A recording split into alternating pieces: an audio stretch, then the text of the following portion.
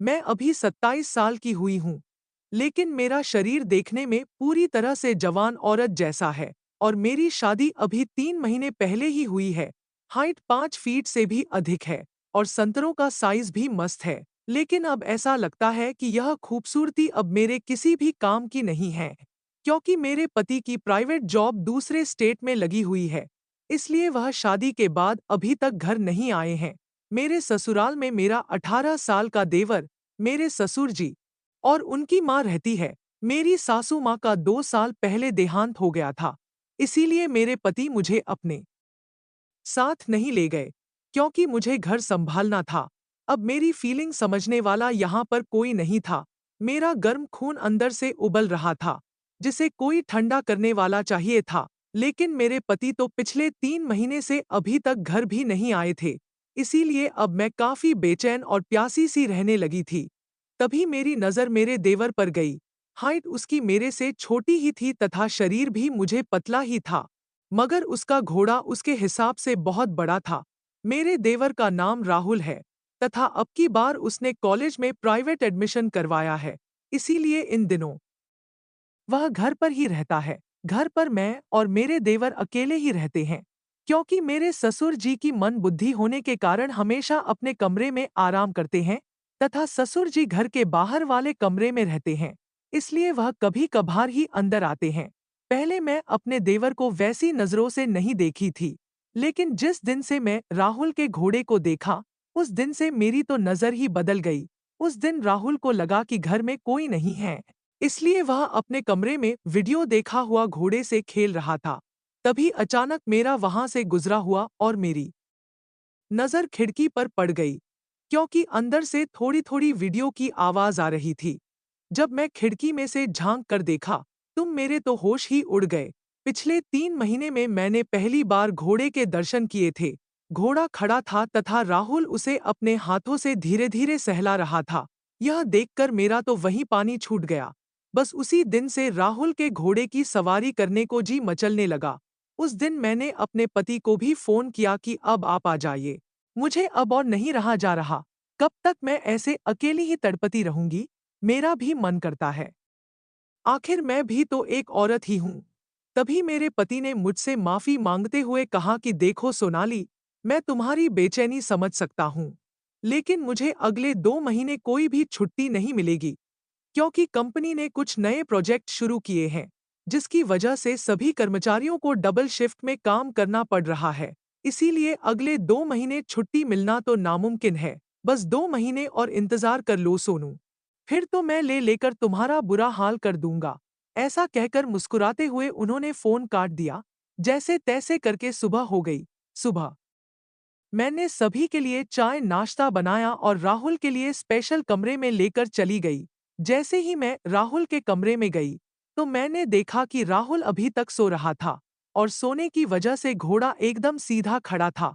उसे देखकर मुझे बिल्कुल भी रहा नहीं गया और मैंने उसे छू लिया। घोड़े को छोड़ते ही मेरे शरीर में करंट सा दौड़ गया, लेकिन तभी मैंने देखा कि राहुल जग गया है और वह मेरी तरफ ही देख रहा है। इसके बाद में जल्दी से पीछे हटी और बोली कि देवर जी अब उठ भी जाओ, सुबह हो गई है। इसके बाद राहुल ने मुझे गुड मॉर्निंग कहा और मुंह धोने चला गया। मैं भी वहीं बैठकर और सोचने लगी शायद राहुल ने नहीं देखा होगा। इसके बाद राहुल वापस अपने कमरे में आ गया और हम दोनों देवर भाभी आपस में बातें करते हुए नाश्ता करने लगे। तभी मैंने पेट दर्द का बहाना बना लिया और जोर जोर से करने लगी। राहुल हड़बड़ा कर पूछने लगा कि क्या हुआ भाभी, आप इतनी तकलीफ में क्यों लग रही हो? तभी मैं राहुल से कहा कि राहुल पता नहीं क्यों आज सुबह से ही रुक रुक कर मेरा पेट दर्द कर रहा है। तभी राहुल बोला ठहरो भाभी, मैं आपके लिए पेट दर्द वाली गोली लेकर आता हूँ। मैंने जानबूझकर पेट दर्द का बहाना बनाया था ताकि मैं राहुल को अपने आगोश में ले सकूं।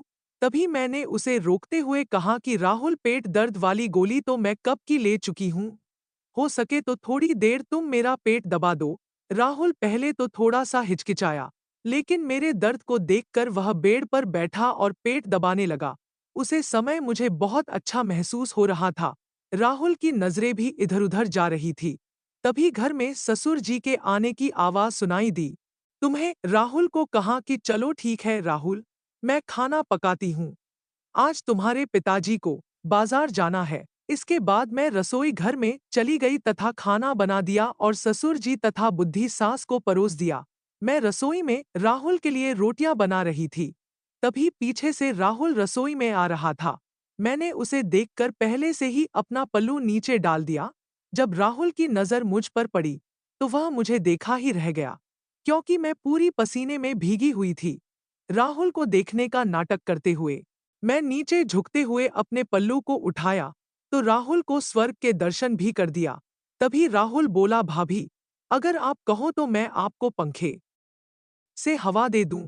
तभी मैं राहुल की टांग खींचते हुए कहा कि आपकी भाभी इतनी परेशान है और आप अभी तक बातें ही बना रहे हैं। इसके बाद राहुल वहीं मेरे पास बैठकर पंखे से हवा चलने लगा। तब तक मेरे ससुर जी बाजार जा चुके थे। मैं खड़ी खड़ी रोटियां बना रही थी, तो मैंने जानबूझकर अपना पल्लू फिर से नीचे गिरा दिया और राहुल से बोली कि आज इसकी पिन नहीं मिला, इसलिए बार बार गिर रहा है, तुम जरा इसे सही करना। तभी राहुल बोला कि नहीं भाभी, मुझसे नहीं होगा, आप खुद कर लीजिए। तभी मैं बोली कि अरे मेरे हाथ आते में हैं, इसीलिए कह रही हूं, नहीं तो मैं खुद कर लेती पागल। इसके बाद राहुल पल्लू ठीक करने लगा। पल्लू ठीक करते वक्त उसने अपनी नजरें ऊपर तक नहीं उठाई। राहुल बहुत ही शरीफ लड़का था, इसीलिए कभी कभी तो मैं सोचती कि शायद मैं उसके साथ गलत कर रही हूँ। लेकिन मेरे अंदर की भावनाएं इतनी तेज थी कि मुझे कुछ सही गलत का पता नहीं लग रहा था।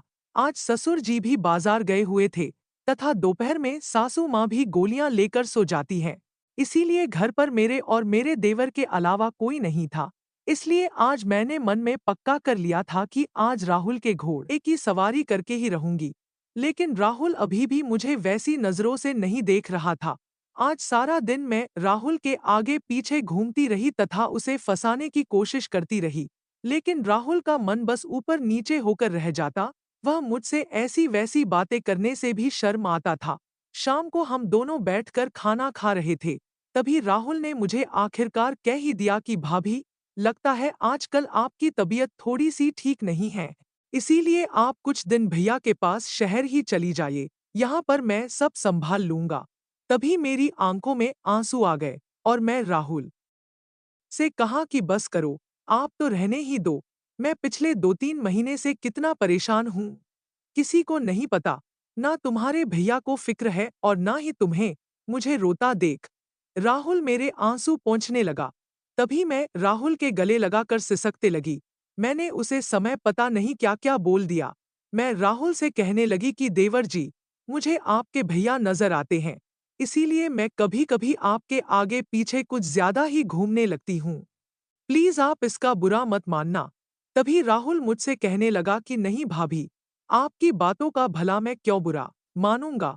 आप जैसी भाभी तो किस्मत वालों को ही मिलती है। तभी मैं राहुल का हाथ पकड़ लिया और उसे सहलाते हुए पूछने लगी कि तो आप मुझसे इतना दूर दूर क्यों भागते हैं। तब राहुल बोला कि नहीं भाभी, आपको शायद गलतफहमी हुई है। मैं आपसे दूर क्यों जाऊंगा, बल्कि मुझे तो आपके पास रहना अच्छा लगता है। तभी मैं धीरे धीरे राहुल के करीब चली गई और कहा कि यह सच कह रहे हो देवर जी। तो राहुल थोड़ी सी शर्माते हुए कहा कि हाँ भाभी, मैं सच कह रहा हूँ। तभी मैंने राहुल को अपने आंचल में भीगने दिया और कहा कि अगर तुम्हें मेरे पास रहना अच्छा लगता है, तो फिर मुझे क्यों तड़पाते हो राहुल। फिर क्या था राहुल, मेरा तो यह कहते ही राहुल ने मुझे अपने आगोश में ले लिया और उसकी आंखें भीगने लगी। अब मुझे उसका घोड़ा खुद ब खुद नजर आने लगा था। तभी उसने मुझे साइड की एक टेबल पर लिटा दिया और हम दोनों देवर भाभी की दूरी को मिटा दिया। उस दिन के बाद मैंने और राहुल ने पता नहीं कितनी बार घोड़े की सवारी की।